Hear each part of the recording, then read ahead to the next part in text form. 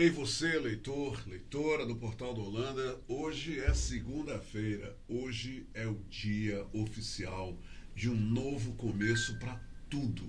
É uma nova semana, são novas expectativas, são novos caminhos para serem trilhados, são novas esperanças, novos planos, novos objetivos, novas metas. E se eu ficar aqui falando, é um monte de coisa nova que estão aí na frente da gente, como se fora um grande arco-íris. Então eu desejo a todos vocês, além de uma excelente semana, a Semana da Pátria, inclusive, eu quero desejar a vocês um mês de setembro glorioso, um mês de setembro que tenha, como é o início da semana, uma grande inspiração, uma inspiração patriótica, de amor pelo Brasil, de amor pela nossa terra, nossa cultura, nossas tradições, nosso povo, nossa gente, de amor por tudo que nós temos aqui no território nacional. O Brasil é um país que tem que ir para frente sempre. A história do Brasil é essa, um país que vai para frente. Esse negócio de país que está ali numa esteira, caminhando numa esteira, e não, negativo, nada a ver com a gente. País que vai para frente. Então eu estou aqui com muita satisfação, ainda mais porque hoje recebo pela primeira vez aqui na Hora do H uma grande personalidade da economia no estado do Amazonas, um dos mais importantes economistas do Amazonas, Osíris Silva. E olha só, quando eu digo isso, eu tenho que... É aquela história, né? A gente tem que, quando fala as coisas, tem que matar a cobra e mostrar a cobra. Entenderam? É o que a gente faz nesse programa. O Osíris Messias Araújo da Silva, ele é bacharel em economia pela UFAM, Universidade Federal do Amazonas. E foi muito orgulho. Com muito orgulho. Diga-se de passagem, né? Olha só, foi responsável técnico em projetos de implantação da Zona Franca de Manaus e servidor público. É pioneiro na citricultura no nosso estado, é autor de 3 livros sobre o Amazonas e também é membro de grupos de pesquisas do Instituto Nacional de Pesquisas da Amazônia e da Academia de Letras Amazonense.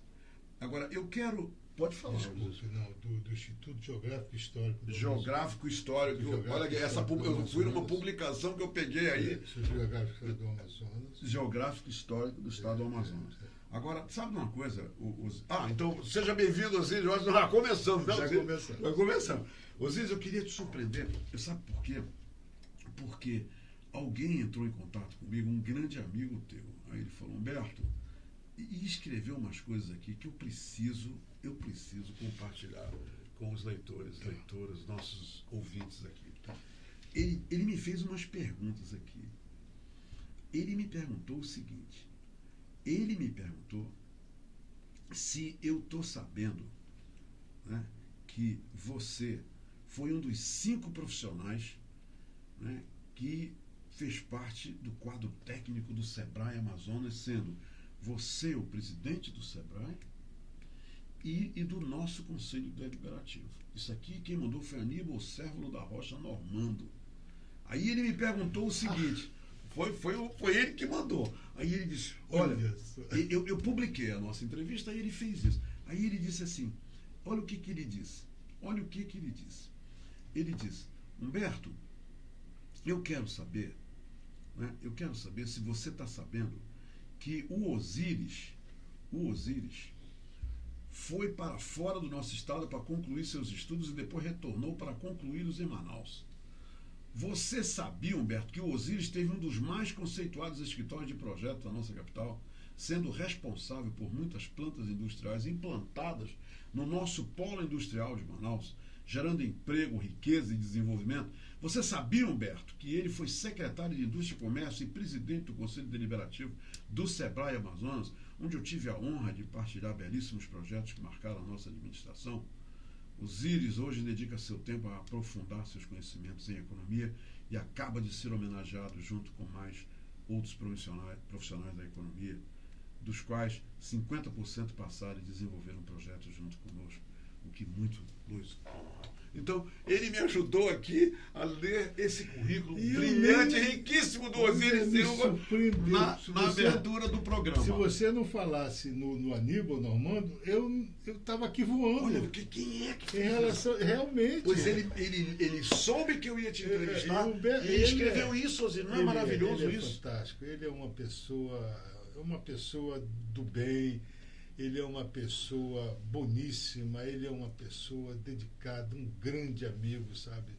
Eu tenho um carinho por ele muito grande. E está mais do que claro que ele também tem muito carinho por você. A gente trabalhou junto com Rodemar, Castelo Branco, enfim, com uma turma muito legal lá do Sebrae, num momento, Humberto, de grande dificuldade do Sebrae, sabe?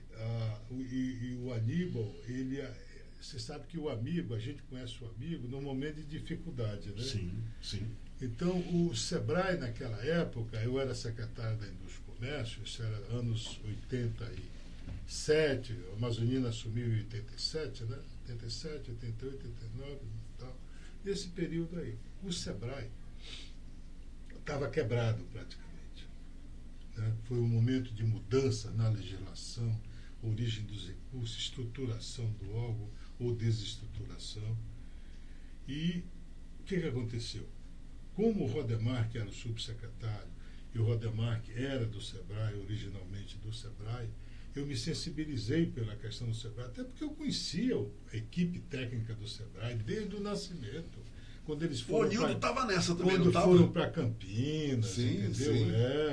O Manuel Alexandre, José Carlos Reston, entendeu? Aquela turma que fundou o SEAG e depois o Sebrae. O Sebrae, né? É isso mesmo. E o Sebrae, nós tentamos, como Secretaria de Indústria e Comércio, sensibilizar a Federação das Indústrias para assumir com o Estado os recursos, pelo menos a folha. Que interessante. Pelo menos a folha do Sebrae. Que nem isso eles estavam conseguindo. Nem isso estava conseguindo. E a Federação das Indústrias se recusou. A realidade é essa. Nós fizemos formalmente, por ofício, propusemos uma parceria à Federação. Não vou citar o nome do presidente da época. Claro que não. Mas as pessoas sabem quem foi. E eles se recusaram. Então, o que aconteceu? Falei com o governador, disse, governador, nós não podemos deixar esse órgão quebrar. Esse órgão é vital para o desenvolvimento do Estado. E o futuro e nós assumimos, nos mostra hoje toda essa vitalidade. E nós assumimos isso. Aí veio a Constituição de 88, os 4S e o Sebrae aí bombou. Sim, está aí agora. Está aí agora, né? Hoje independente. Maior amigo do micro e pequeno empresário. Momento teria quebrado. Teria, né? Teria quebrado, porque não tinha recurso. É o seguinte, acabou, não vai ter mais Sebrae. Porque não tinha recurso para a folha. Nada, zero, manutenção, nada. E nós então assumimos, o Estado assumiu aquilo, né? E nós conseguimos, eles sabem disso. Que bacana. E o Aníbal, ele é uma pessoa que assim, ele lembra, ele não esquece isso. Não, ele não esquece nada. Ele nunca. tem uma memória de elefante, o doutor. É verdade. Osíris, vamos agora então. Bem, ele já foi apresentado, tá vendo? É com ele que eu vou conversar a partir de agora. Osíris, você declarou recentemente, eu acho que há uns 2 ou 3 meses, numa entrevista, que, falando da Zona Franca de Manaus, você falou que nessa imobilidade nós não temos chance de sobreviver. Você acabou de dizer que o Sebrae quase não sobrevive. E agora você declarou que nessa imobilidade nós não temos chance de sobreviver, falando do polo industrial. A pergunta que eu gostaria de abrir essa entrevista sobre essa questão é a seguinte. Osíris, nós tivemos a morte da Zona Franca comercial. Hoje, em setembro de 2019, há algum risco ainda grave, risco iminente para a morte da Zona Franca industrial, Osíris? Não diria que há risco de morte do polo industrial de Manaus. Mas ele não sobreviverá, olha só o detalhe, ele não sobreviverá se ele não evoluir para o conceito da indústria 4.0. Este PIN que nós temos hoje... Essa é a saída? Este PIN que nós temos hoje, ele não tem sustentabilidade no longo prazo. Isso nós discutimos, e eu falo abertamente isso, lá na Federação das Indústrias, no Centro das Indústrias, e escrevo, entendeu? Escrevo e defendo essa tese. Agora, por uma razão muito simples. A Zona Franca de Manaus, ela foi criada em 67, desculpe, na época do governo do presidente Castelo Branco, quando o modelo econômico brasileiro, chefiado por Roberto Campos, sim, aquela turma da pesada, né, grandes economistas, Otávio Gouveia de Bulhões, enfim, grandes cérebros desse país, era adotada a política de substituição de importações. A política econômica do governo federal era a política de substituição de importações. Por quê? Porque o Brasil importava tudo, da pasta de dente ao chiclete. É isso mesmo. A escova de cabelo, veículos, etc. Tudo. Máquinas agrícolas, o Brasil importava tudo. O governo disse, não vamos parar com isso. Já tínhamos começado a industrialização do país com Juscelino, sim, em 56. Né? Um Fusca, 55. Né? O Fusca é o símbolo disso. O Fusca, veio a indústria de autopeças, etc. Mas, na verdade, tudo começou ainda um pouquinho lá atrás com a Companhia Siderúrgica Nacional, sim, que nós herdamos dos americanos graças aos acordos de Washington. Né? Isso foi um negócio positivo que possibilitou, dentro de uma visão arrojada que tinha Juscelino, partir para um programa de industrialização. E o governo de Castelo Branco, o governo militar, disse, agora vamos acelerar full steam ahead. Né? A pleno vapor. A todo vapor. E foi, então, começou a política de substituição de importações e veio a implantação das indústrias, etc. Nesse bojo, foi criada a Zona Franca de Manaus, a Sudan em 66, a Zona Franca de Manaus em 67. Uhum. Então, era um polo de desenvolvimento industrial, comercial, industrial e agropecuário. O agropecuário foi esquecido. Não se deu a menor bola ao polo agropecuário. Até hoje isso. E nós não podemos culpar ninguém, não. Okay. Nós que esquecemos. Os governos do Amazonas que esqueceram o polo agropecuário. A verdade é essa. E então, aí restou o polo industrial, que foi o que impulsionou, sim, o modelo, sim, o chamado modelo Zona Franca de Manaus, como eles dizem, alguns lá na Federação das Indústrias, o único que deu certo, até hoje, evidente, porque não teve outro, né? Certo. E esse modelo funcionou legal. Né? Vieram para cá indústrias produzir bens de alta complexidade tecnológica. 125 mil operários, o auge. Né? Auge. Chegou até 130 mil. Né? E naquela época, quando eu fui secretário, nós tínhamos 500 indústrias. 500 indústrias que tem hoje. Continuam 500 indústrias. E naquela época nós tínhamos 500 indústrias, 90 mil empregos. Nós chegamos hoje com 500 e tal. Hoje nós estamos com 80 e poucos mil empregos. E aí houve um detalhe fundamental, importantíssimo, que nós deixamos rolar. E os governos da época não atentaram para o detalhe, que foi a abertura da economia do governo Collor em 90 para 92. No início dos anos 90. 92, exatamente. Começou com o governo Collor em 90 e deflagrou o processo em 92. Em outras palavras, nós podíamos comprar tudo de fora, todo o Brasil. Aí que acontece? Pegou a Zona Franca de Manaus de cócoras, pendurada na brocha, sim, entendeu? Sem escada. Sem escada. Por quê? Enquanto nós tínhamos aqui uma indústria voltada para a substituição de importações, o Brasil tornou-se um país globalizado. É verdade. A Zona Franca de Manaus teria que ter se ajustado a esse novo modelo ali naquele momento. Foi aí que nós perdemos montar nesse cavalo exatamente ali selado. Exatamente. Ele passou e nós a gente perdeu. A gente perdeu, exatamente. Então, aí, o que aconteceu? Ainda mais veio a lei de informática, que o Brasil fechou, né, com a lei de informática. E aí o Brasil começou a se distanciar dos países que estavam evoluindo tecnologicamente. Sim. Não é verdade? Coreia etc. Hong Kong, Singapura, Malásia, os tigres, chamados tigres asiáticos, né?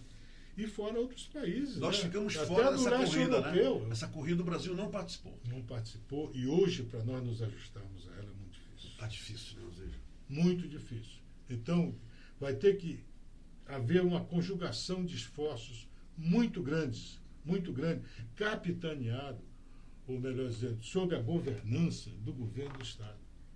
Que quem tem a sensibilidade política pelos destinos do Estado é o governo do Estado. Lógico. A SUFRAM Inclusive é um é o órgão... condutor da política Isso. econômica do Estado. A SUFRAM é um órgão fundamental, é um órgão federal com ação. Aí você tem a universidade, você tem a pesquisa, o INPA, agora o CBA, etc. Tem que haver a conjugação de esforço desses entes todos voltados para um novo modelo econômico. Para o Estado do Amazonas, Humberto, aí que é o outro detalhe. Quando você vai na Federação das Indústrias, você só discute PIN. E eu levanto a minha voz lá. O discurso atual, hoje, nas É reuniões PIN. da Federação, é PIN. PIN, Polo Industrial de Manaus. Hoje está todo mundo voltado para a reforma tributária. Eu levanto, mas escuta, não é só o PIN. A economia do Amazonas não é só o PIN. Isso é uma diferença fundamental. Nós, como amazonenses, como Estado, como Amazonas, nós temos que defender a economia do Amazonas, da qual o PIN é parte. O PIN não é o fim em si mesmo da nossa economia. É uma peça dessa engrenagem toda. A outra peça é a produção de alimentos. Sim, claro. Né? A agropecuária, que está vindo pelo sul do Amazonas, forte. Sim. Entendeu? Grãos, está vindo pelo sul do... Café lá no Apuí.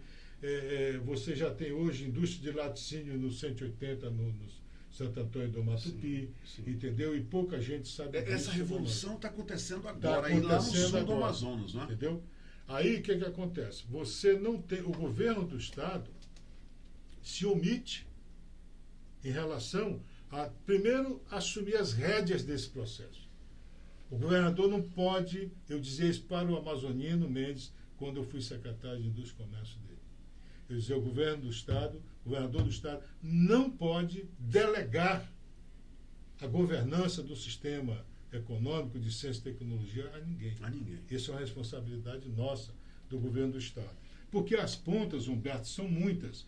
Você tem a universidade, você tem a pesquisa, você tem a SUFRAMA, você tem a SUDAM. Quem coordena isso?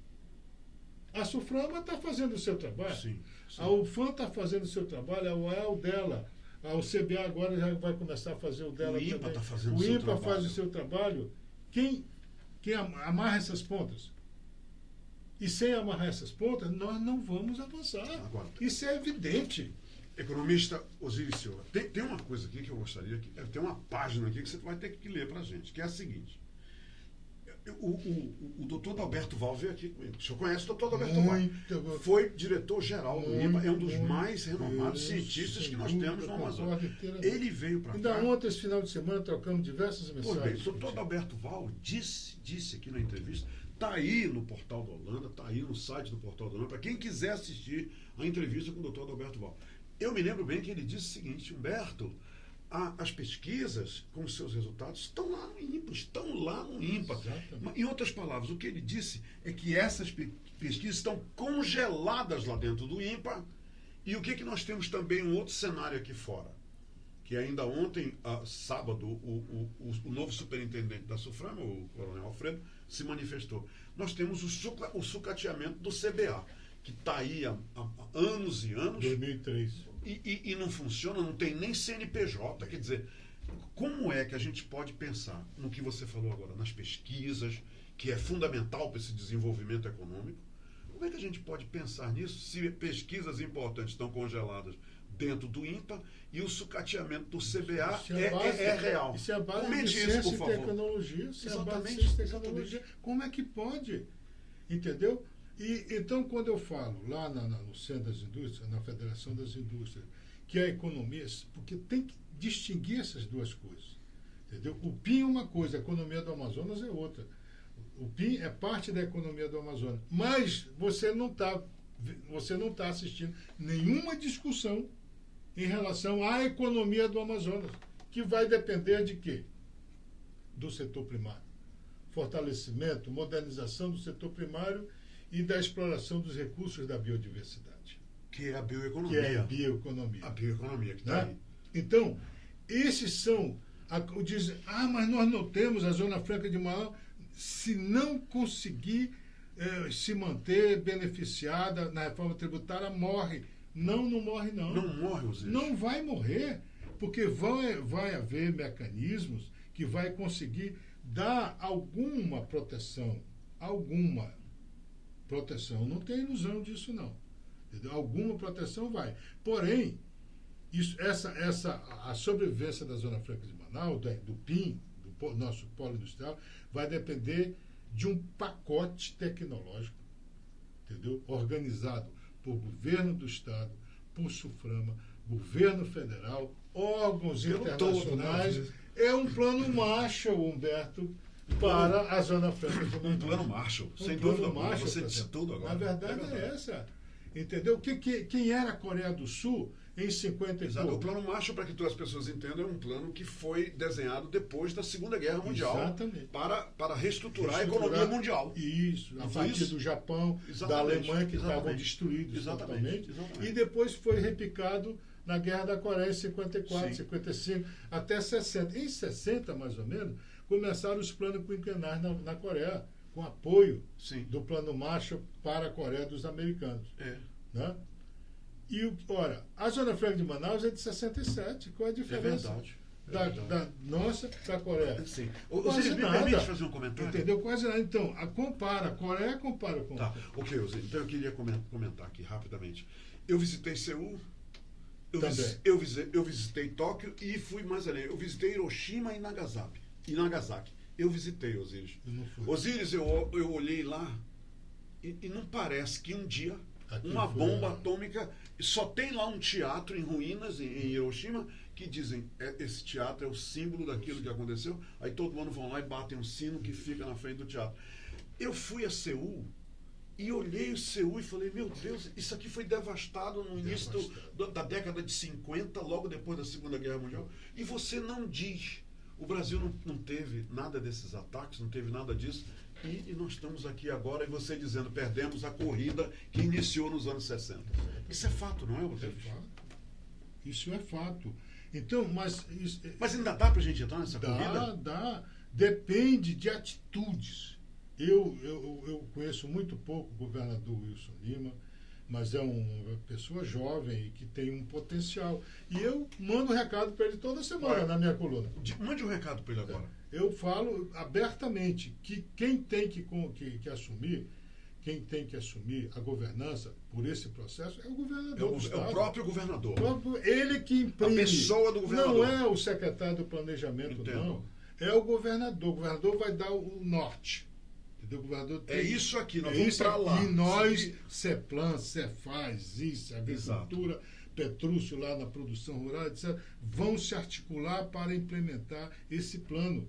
Esse plano, você viu agora o Helder Barbalho? Sim. O Helder Barbalho. Lá no Pará, agora, governador do Pará. Agora estão lá reunidos com os ministros. Sim, hoje, né? Ele já apresentou um plano.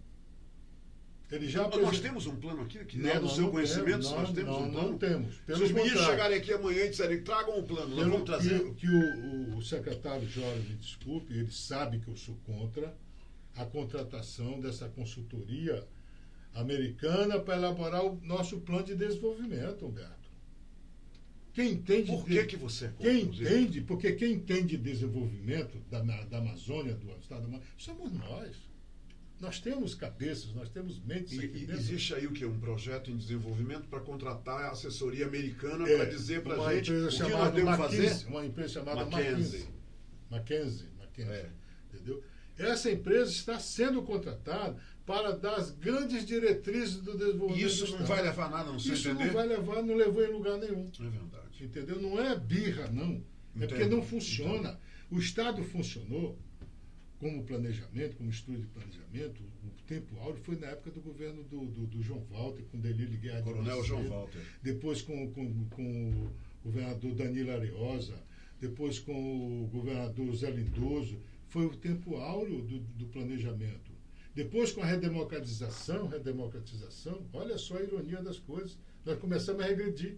O Estado passou a não investir mais em recursos humanos, você sabe disso. Eu sei disso. Quer dizer, ao invés da gente ir para frente, a gente regrediu.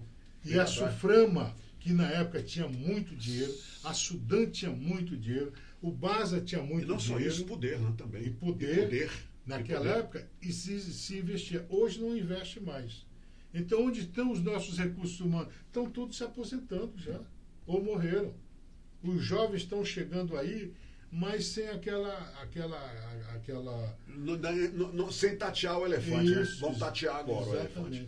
o elefante. Ele tem que se especializar cada vez mais. Você tem uma equipe, o Estado tem uma diferença importante.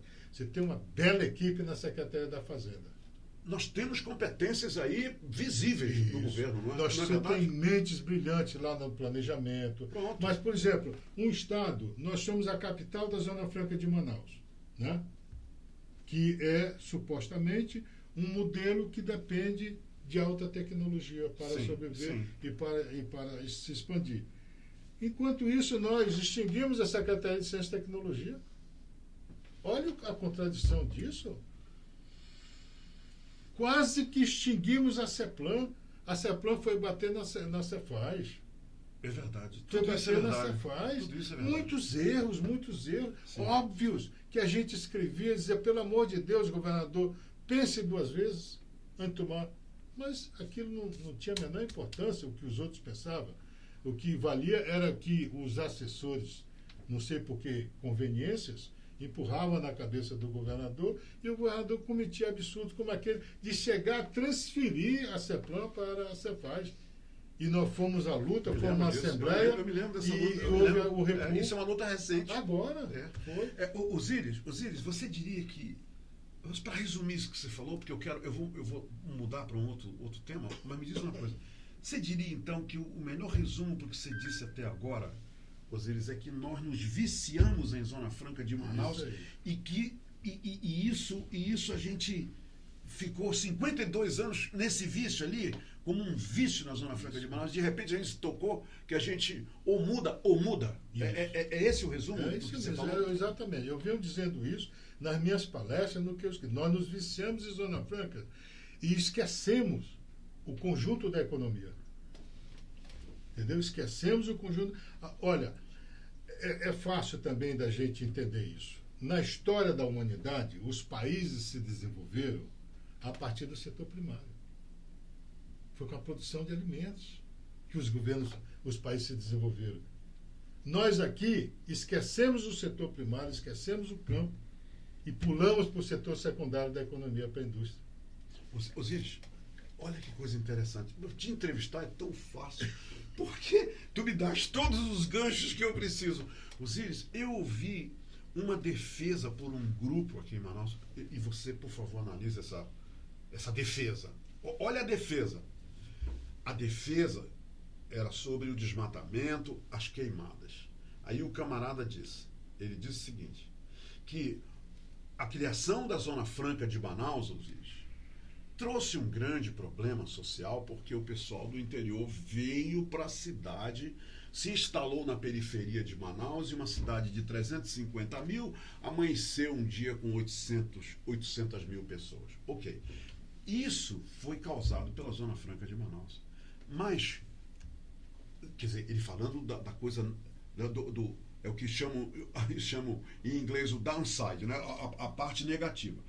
Aí ele disse o seguinte, o upside, o ponto positivo, e aqui que eu gostaria de ter a sua análise, é que ao saírem, essas pessoas todas saírem do interior, elas, logicamente, não estariam implantando projetos agrícolas que iriam destruir toda a selva que está aí conservada, porque o modelo da Zona Franca de Manaus trouxe esse povo para Manaus e eles, ao invés, isso é uma leitura minha agora, de desenvolver o setor primário, o que eles estão fazendo? Estão na pobreza, estão aqui nas favelas, na periferia de Manaus, e ao mesmo tempo, uma outra realidade, é que hoje nós temos 100% de riqueza e 100% de pobreza no interior do estado. Eu gostaria que você analisasse isso. 40, Foi isso que aconteceu? 49,7%, Humberto, da população do Amazonas vive na linha de pobreza. 49%. Então eu não falei besteira, Zé? Não, ao contrário. Isso é IBGE. Não é invenção. Isso não é chute, não. Não é IBGE. IBGE. É IBGE. Entendeu? Isso é IBGE. E que leitura você faz do que então, estão dizendo? É evidente, o povo veio do interior claro, para cá, está na favela, e por isso a floresta foi erro, preservada. Por um erro de origem. Aí tem dois aspectos importantes. Aí. Primeiro, a questão do êxodo rural. Veio do erro de origem de que, repetindo, a Zona Franca era um polo comercial, industrial e agropecuário. Esqueceram o agropecuário. Só foi concentrado no setor industrial. E esses incentivos seriam levados para o interior, como na cidade. E aí o interior, desprovido, ficou de fora da festa. O que foi? Correu para cá para tentar entrar para participar da festa. Normal. Entendeu? Enquanto isso, o interior foi sendo abandonado, foi sendo evacuado, tal, etc. Sim. Então, isso não há dúvida nenhuma. Agora, dizer que a Zona Franca de Manaus tem a ver com preservação da floresta, isso é uma... Porque se implantasse o setor, o distrito agropecuário, olha o que estão dizendo. Eles teriam devastado muito mais. Esqueci de citar uma coisa, Osíris. Ainda disseram o seguinte, porque no estado do Pará foi exatamente o que aconteceu. Eles começaram a explorar os minérios, a explorar através das grandes barragens. Por isso que o estado do Pará está todo desmatado e nós não. É porque nós trouxemos o povo do interior para a cidade para curtir a Zona Franca de Manaus. Isso aí é um radicalismo inconsequente, na minha visão. O estado do Pará não está todo desmatado. Está o sul do Pará. Aquilo que tinha vocação para a agropecuária, para a agroindústria, o Pará é o maior produtor de mandioca do Brasil, junto com o Paraná. É um dos 3 rebanhos mais importantes agropecuários do Brasil. É grande produtor de dendê, entendeu? É grande exportador de alimentos, açaí, de suco, de açaí, de tudo. Gente não exporta 1 quilo de açaí aqui no Amazonas. E sem Zona Franca. Veja a situação do Mato Grosso, de Tocantins. Esses estados estão bombando. Estão surfando na crise brasileira. E nós, Osíris? Por quê? Porque tem produção agropecuária. Sem os incentivos. Você mencionou bem isso. Sem Zona Franca de Manaus. Sim. Sem Zona Franca. Então, hoje, por exemplo, Tocantins já superou a Paraíba muito na produção de abacaxi. Já está produzindo laranja. Os índios estão produzindo Guaraná na Bahia. Cacau. O Pará já está produzindo, está exportando cacau. Pelo amor de Deus. Então, o que interessa é... Tem um outro dado importante que as pessoas, quando falam essas coisas, não levam em consideração, até porque talvez desconheçam o dado. O Amazonas, o estado do Amazonas, tem 54% do seu território sob reservas. Reservas da União, reserva indígena, só reserva indígena são 27%. 27% das terras do Amazonas são reservas indígenas. Reserva do Estado, reserva dos municípios, etc. 54%, né, do nosso território é de reservas. Aí, restam, portanto, isso eu estou dando um número redondo, que é 55%. Então, vamos dizer, 55%, resta 45%. Né? Uhum. Muito bem. Desses 45%, 80% é reserva legal pela lei, pelo Código Florestal. Uhum. Resta 20%. Esses 20% de 45% dá mais ou menos 10, 12 milhões de hectares de área livre para o desenvolvimento do distrito agropecuário. Exatamente. Essa é a realidade. Só que nós não sabemos produzir alimentos aqui. Eu sou produtor de laranja, como você sabe, um dos pioneiros da produção da citricultura extensiva, moderna, entendeu? E nós não temos um sistema de produção de laranja até hoje. Não temos. Não temos. Nós estamos. Nós nos baseamos no sistema de produção da Bahia, de São Paulo e até do Pará. Açaí. Nós não temos sistema de produção de açaí. O sistema de produção que guia a nossa produção de açaí aqui é o do Pará. Entendeu? E assim por diante, de maracujá, de banana, de nada. O quadro é o mesmo. O quadro é o mesmo. A realidade é simples, é direta. Entendeu? Essa é o quadro que nós temos. Aí diz assim, mas a Zona Franca de Manaus é responsável por nós termos 98%, 97% das nossas florestas protegidas.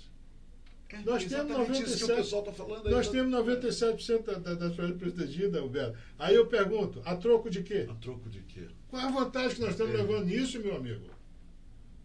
Nós não estamos levando vantagem nenhuma. E temos como explorar a floresta racionalmente. Sem derrubá-la. Por exemplo, o manejo florestal sustentável, produção de madeira, em sistema de manejo florestal, entendeu? O manejo ele pode ser praticado inclusive em áreas de reserva. Por quê? Porque ele não derruba a floresta. Ele só trabalha com aquele indivíduo apto ao corte.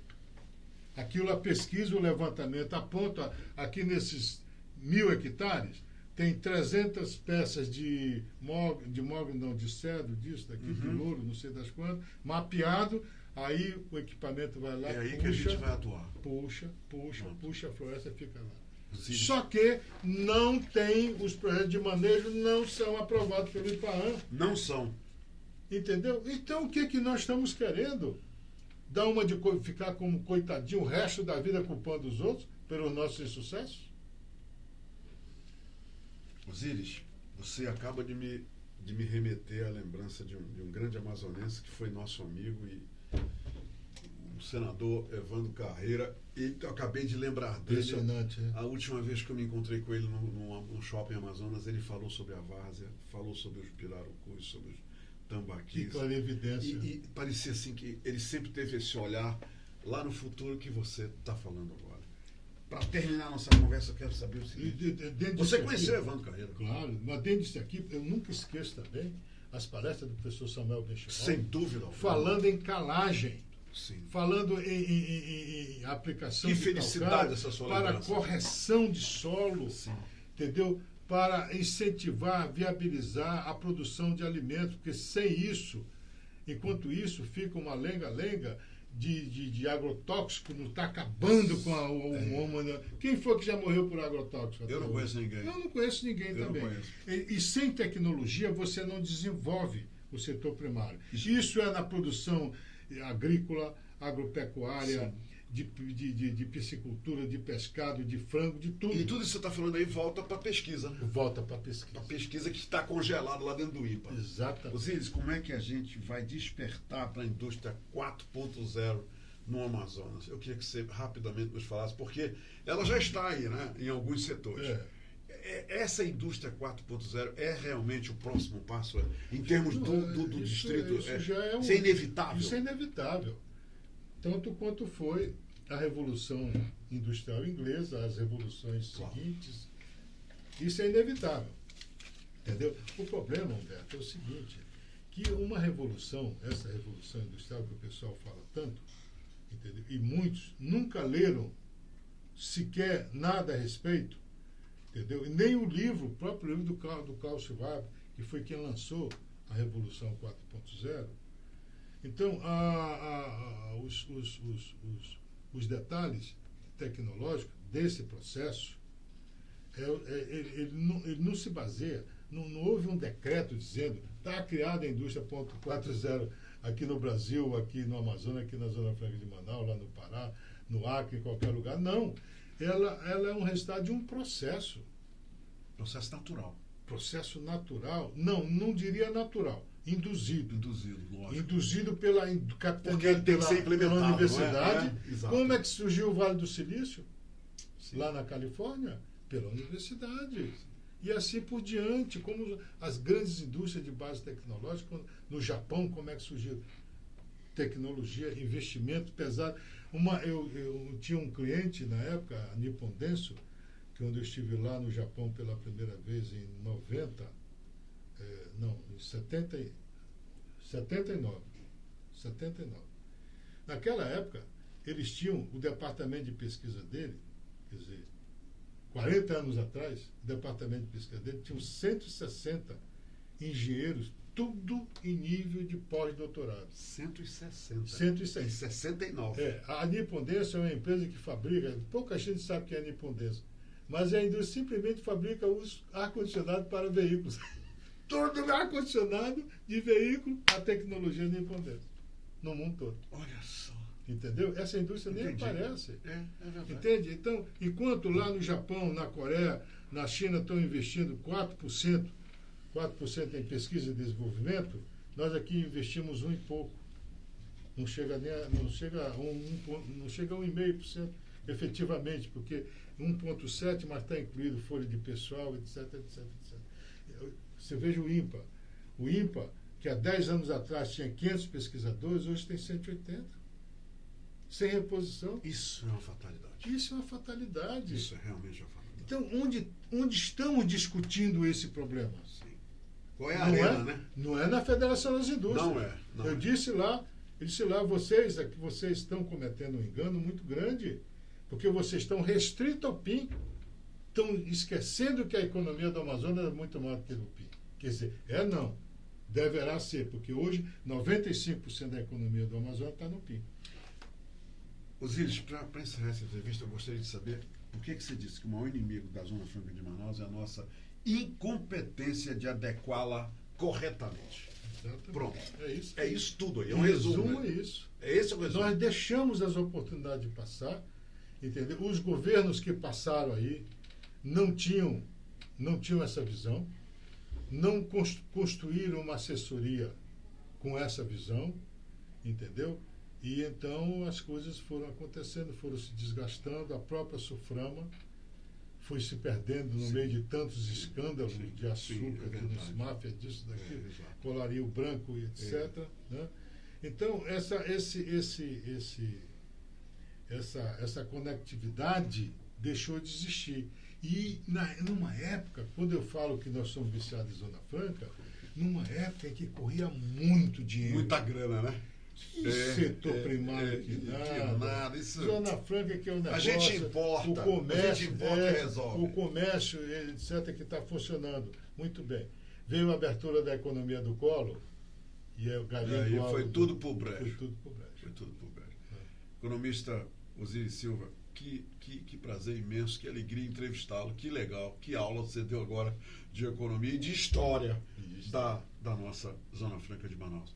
Mas eu tenho certeza que a luz no fim do túnel está acesa e que a gente, seguindo inclusive um dos seus insights, a gente tem que se unir, o governo tem que comandar isso e a gente sai dessa... O governo tem que comandar isso para valer. Ele não pode delegar isso para ninguém, não. E esse erro vem sendo cometido desde o início, infelizmente.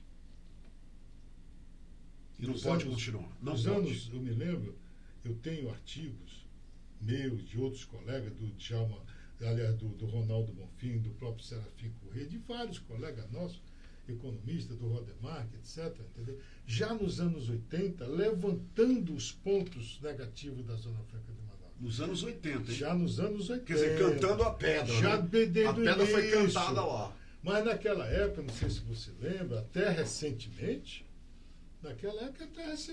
até 5 anos atrás, 10 anos atrás, quem falasse na necessidade de reestruturação da Zona Franca. Estava doido. E era considerado taxado como inimigo da Zona Franca. Não é verdade? Eram os coveiros. Coveiros da Zona Franca. Exatamente. Está aí os coveiros hoje, os erros que nós deixamos passar. E tem uma outra coisa. Acabamos de prorrogar, lutamos e prorrogamos por mais 50 anos, não é isso? Muito bem. Esse era o grande lance. Não era? Que a turma lá do governo da época impingiu na gente. Exatamente. Osíris Silva, obrigado imensamente por ter vindo aqui conversar com a gente. É um prazer muito bacana grande, mesmo. E também a honra que você me deu de revê-lo e a gente voltar a conversar. Igual, meu amigo. Muito obrigado, querido. Muito obrigado. Gente, por hoje é só. Eu acho que o grande resultado, em termos jornalísticos, do que o Osiris Silva acaba de dizer é que nós temos que nos debruçar sobre as lições aprendidas, essas lições que ele acaba de relatar para a gente. Vamos refletir, desculpa, vamos refletir sobre isso, tá bom? Amanhã eu vou entrevistar a doutora Silvia Loureiro. A doutora Silvia Loureiro tem mestrado profissional em segurança pública, cidadania e direitos humanos e é professora da UEA. Então vamos falar muito sobre direitos humanos, muita coisa que está acontecendo aí e ninguém está fazendo nada. E a doutora Silvia Loureiro, uma das maiores capacidades do direito aqui no estado do Amazonas, ela estará com a gente aqui amanhã para falar sobre isso. Até amanhã, minha gente. Muito obrigado pela companhia. Se quero te amar e te amar e te amar muitos anos, cuida bem de mim.